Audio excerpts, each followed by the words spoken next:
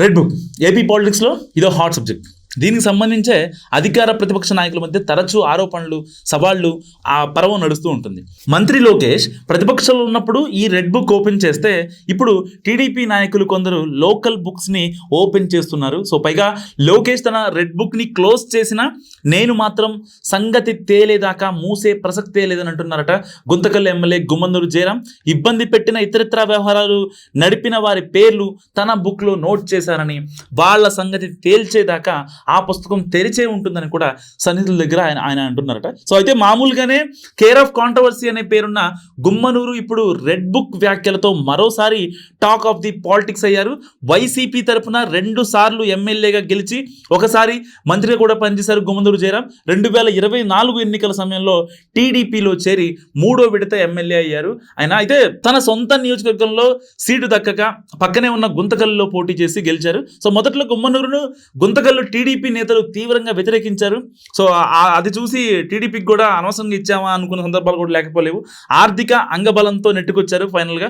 అయినా సరే గెలిచిన రోజు నుంచి వివాదాల్లో చిక్కునే ఉంటున్నారు గుమ్మనూరు జయరాం. సో 3 నెలల క్రితం మీడియా ప్రతినిధులను ఉద్దేశించి ఎమ్మెల్యే చేసిన వ్యాఖ్యలు తీవ్రంగా వివాదాస్పదం అయ్యాయి. నా మీద కానీ నా కుటుంబం మీద కానీ ఆధారాలు లేకుండా వార్తలు రాస్తే రైలు పట్టాల మీద పడుకోబెడతానంటూ వార్నింగ్ ఇవ్వడం అప్పట్లో దుమారం రేపింది. ఆ విషయంలో సర్ది చెప్పడానికి చివరికి టీడీపీ అధిష్టానం రంగంలోకి దిగాల్సి వచ్చింది.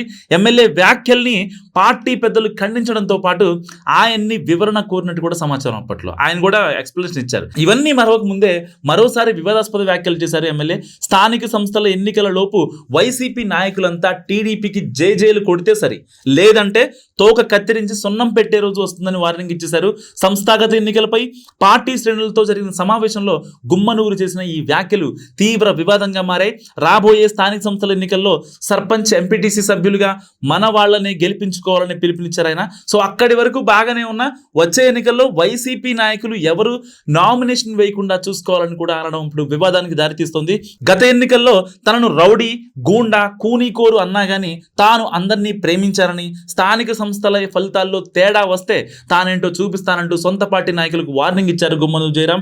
అదే ఊపులో మంత్రి లోకేష్ రెడ్ బుక్ మూసివేసిన తాను మాత్రం స్థానిక సంస్థల ఎన్నికల తర్వాత తెరుస్తానంటూ సంచలనానికి తెరలేపారు. సో ఎమ్మెల్యే చేసిన ఈ వ్యాఖ్యల మీద ఇంటా బయట విమర్శలు వస్తున్నాయి. వైసీపీ నేతలు తీవ్ర స్థాయిలో గుమ్మనూరుకు కౌంటర్ ఇస్తున్నారు. అసలే రాష్ట్రంలో రెడ్ బుక్ రప్పా వ్యాఖ్యల మీద అధికార ప్రతిపక్ష పార్టీల మధ్య పెద్ద యుద్ధమే జరుగుతుంది. ఇలాంటి సమయంలో గుమ్మనూరు అన్న మాటలు పొలిటికల్ హిట్ మరింత పెంచాయి. నిజంగా గుమ్మనూరు రెడ్ బుక్ గురించి మీరేమనుకుంటున్నారు? కామెంట్ రూపంలో చెప్పండి.